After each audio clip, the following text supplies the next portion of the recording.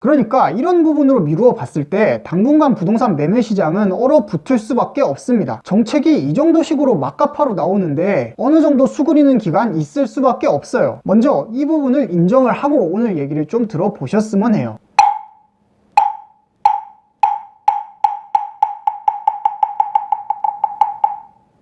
2020년이 밝은 지도 벌써 한 달이 지났습니다. 2020년 벽두에 부동산 시장을 지배하는 단어는 무엇일까요? 바로 공포입니다. 요새 부동산 시장에는 정부의 공포 마케팅이 한창이에요. 최근 언론 기사에서 수도권 규제 지역에 3억 이상의 집을 사면은 자금 출처를 소명해야 한다고 하고요. 여기에 이제는 아파트 판돈을 어떻게 쓸지 소명하라고 통장 내역과 자금 계획을 내라는 기사까지 나왔어요. 결국 이런 소식들은 큰 틀에서 보면 앞으로 정부는 부동산 매매를 통해서 사람들이 불로소득을 올리는 걸 절대로 가만히 두지 않을 거라는 겁니다. 그 첫 번째 단계로 사는 과정에서부터 자금 출처를 정밀 조사해서 증빙이 가능한 사람이 아니라면 아예 구매를 차단할 거니까 자신 있으면 한번 사보라는 분위기예요. 저는 이런 조치가 단기적으로 수요 위축에 분명히 효과가 있을 것 같아요. 30대가 부동산에 뛰어드는 가장 큰 원동력이 부모의 지원이었는데 이런 부분을 걸고 들어간 거예요. 이게 최근에 기사화돼서 그렇지 정부가 발표한 12, 16 대책에 아예 이런 내용이 떡하니 들어가 있었습니다. 지금 보이는 이미지에 보시면 고가주택에 대한 자금 출처 전수 분석 및 정밀 검증을 하겠다고 나와 있고요. 상설 조사팀을 신설해서 불법 행위를 단속하겠다고 나와 있죠. 그리고 거기 밑에 떡하니 주택거래 허가제와 유사한 효과를 내겠다고 써 있어요. 이런 부분에 대해 얘기가 나올 것을 이미 알고 있었기 때문에 사실상 12, 16 대책 이후로는 무주택자들이 집 사는 게 더욱 어려워졌다고 말씀을 드렸죠. 그러니까 이런 부분으로 미루어 봤을 때 당분간 부동산 매매 시장은 얼어붙을 수밖에 없습니다. 정책이 이 정도식으로 막가파로 나오는데 어느 정도 수그리는 기간 있을 수밖에 없어요. 먼저 이 부분을 인정을 하고 오늘 얘기를 좀 들어보셨으면 해요. 먼저 지금 시장 상황을 이해하기 위해서 간단한 이야기를 하나 해드리겠습니다.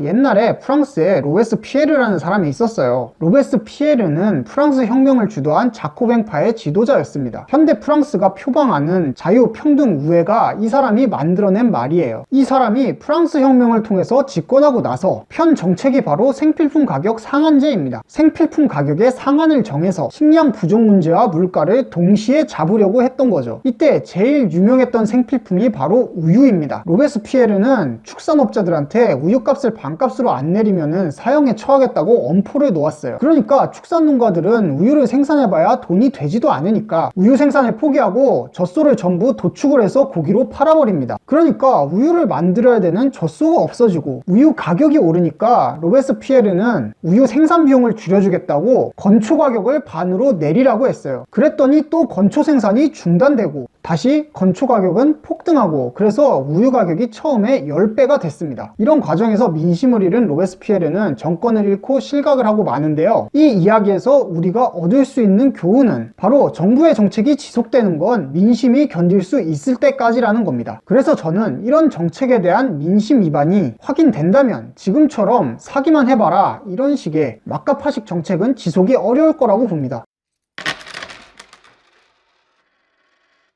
그래서 다음으로 이런 공포 마케팅에 대처하는 우리의 자세에 대해서 좀 알아보겠습니다. 먼저 내가 집을 갖고 있다 하시는 분들 정말 감사해야 돼요. 여러분들이 가진 부동산이라는 자산에 정부가 깊은 경제적인 해자를 파주고 있어요. 그 해자가 뭐냐면 무주택에서 유주택으로 넘어가는데 필요한 해자, 즉 필요한 금액이나 그 금액을 만드는데 검증의 깊이가 깊어질수록 유주택으로 이미 넘어온 사람들한테 상황은 유리하게 돌아갈 수밖에 없죠. 대신 유주택자들은 여기서 집을 더 사겠다고 나서지는 마세요. 요새 보면 장이 개판 5분 전입니다. 상승기 때는 모든 가치가 오를 것 같고 영원할 것 같거든요. 근데 나중에 시간이 지나고 제 가치를 찾을 때 보면 기초 체력이 튼튼하지 않은 자산들은 거품처럼 꺼져버립니다. 지금 이미 기초 체력이 튼튼한 물건들은 하늘을 뚫듯이 가격이 치고 나간 상태고 뒤늦게 거기 편승한 키 맞추기식 상승이 이루어지고 있습니다. 이런 상황에서 내공 없이 남들 따라 이래저래 묻지마 투자를 하게 되면 반드시 나중에 문제가 생깁니다. 왜 그러냐면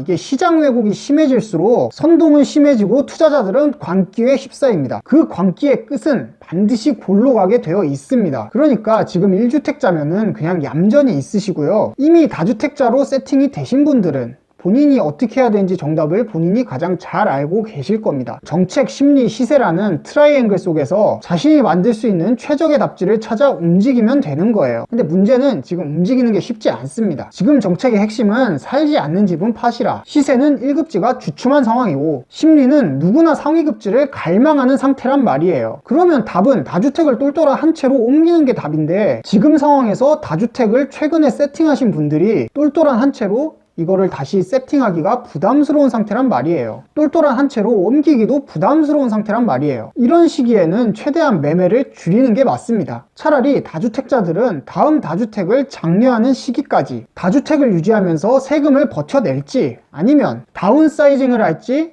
고민하는 것이 맞다고 봅니다. 그러니까 매매를 최대한 줄이라는 얘기예요. 마지막으로 무주택자분들한테 이제 집 사라는 얘기를 하기 어려울 것 같아요. 왜냐하면 사면 좋은데 구매 자체가 어려워졌거든요. 여러분은 이미 찾아왔던 수많은 절호의 기회를 다 놓치셨어요. 제가 2018년 12월에 유튜브 시작하면서 무주택자들은 타이밍 따지지 말고 집 사라고 여러 번 얘기했습니다. 왜 그랬냐면 2018년에는 9.13 대책이 나오면서 조정 분위기가 세게 잡힌 시기였거든요. 그래서 가격이 떨어지면 절호의 기회라고 사라고 얘기를 했는데 결국 사지 않았단 말이에요. 그래서 결국 2019년 추석을 기점으로 상승장이 온 거고 12.16 대책이 발표된 거죠. 여기까지 오는 과정에서 집을 못 산 게 아니라 안 샀다면 여러분이 원하는 가격에 집을 살 수 있는 일은 아마 영원히 없을 겁니다. 왜 그러냐면 한번 상식적으로 생각을 해봅시다. 여러분이 원하는 대로 가격이 여러분이 원하는 데까지 떨어졌다고 쳐봅시다. 그 얘기는 정부 정책의 약발이 잘 먹혔다는 거고, 그 약발의 원천은 결국 거래를 극도로 제한하는 현재와 같은 막가파식 정책 때문일 거라 이거예요. 그러니까 여러분은 지금 정부의 이런 정책이 무서워서 집을 못 사잖아요. 물론 가격이 그만큼 떨어질 일도 없지만요. 근데 지금도 그게 무서워서 못 사는데 그때 가면 살 수 있겠어요? 절대 못 삽니다. 상승기 눌림목에 집을 사는 게 가장 쉽고 빠르게 내 집 마련을 하는 길이에요. 이제 반대로 정부 약발이 안 먹히면 리바운딩으로 더 큰 부작용이 나올 거란 말이에요. 그러면 어떻게 되겠어요? 여러분은 높아진 가격에 다시 한번 집을 못 사고 전셋집을 알아봐야 될 처지에 놓인다는 거죠. 사실 여기까지 이렇게 알아듣기 쉽게 설명을 해드렸는데도 아직까지 안 사신 분들 이미 운명이 정해졌다고 봅니다. 차라리 30대 초반이라서 이번 장에 사회생활 시작한 지 얼마 안 돼서 종잣돈이 없어서 시장조차 들어오지 못한 친구들은 치근한 마음이라도 드는데요. 여러분은 충분히 살 수 있었음에도 불구하고 스스로 자기 팔자를 말아먹으신 겁니다. 그러니까 지금까지 살던 대로 살아야지 어쩌겠어요. 결국 문제의 핵심은 시장인데요. 부동산 가격이 꺾이려면 시장에서 더 이상 부동산으로 자금이 흘러 들어가지 않아야 합니다. 근데 그 흐름은 정부가 인위적으로 컨트롤할 수 있는 게 아니라는 거예요. 로베스피에르요, 엄청 좋은 사람이었습니다. 젊은 시절에 변호사였던 로베스피에르는 어려운 사람을 돕고 변호해주는, 지금으로 치면 인권 변호사였고 항상 청빈한 삶을 살아서 존경받는 사람이었어요. 그런 사람이 좋은 의도로 시행한 생필품 최고 가격제가 우유값이 10배로 폭등하는 최악의 결과를 가져온 것을 보면 좋은 의도로 시행한 정책이 결코 좋은 결과로 이어지지 않는다는 걸 여러분은 아셔야 돼요. 이 부분에서 우리는 뭐가 옳고 뭐가 그른지 싸우기보다는 현재 내 상황에서 내가 할 수 있는 일을 하면 되는 겁니다. 시장은 옳고 그름을 따지지 않아요. 유주택자는 자기한테 유리한 상황을 계속 가져가시면 되는 것이고, 무주택자는 어떻게 해야 점점 넓어지는 무주택자와 유주택자 사이의 해자를 넘어갈 것인지를 고민하시면 됩니다. 무주택자분들 유주택자 되시려면 제가 저번에 얘기한 것처럼 2억을 모으셔야 되는데, 과거에는 부모님 찬스 이런 걸 쓸 수 있었다면 이제 그런 도움 없이 깔끔하게 2억을 모으셔야 된다는 거예요. 그래야 자금 출처 될 수 있잖아요. 부디 2020년에는 무주택자 여러분이 갈수록 높아지는 무주택자와 유주택자 사이에 그 간극을 넘어서서 수도 서울의 유주택자가 되시기를 진심으로 제가 바라겠습니다. 그러니까 돈 모으고 등기 빨 준비하시라고요. 예?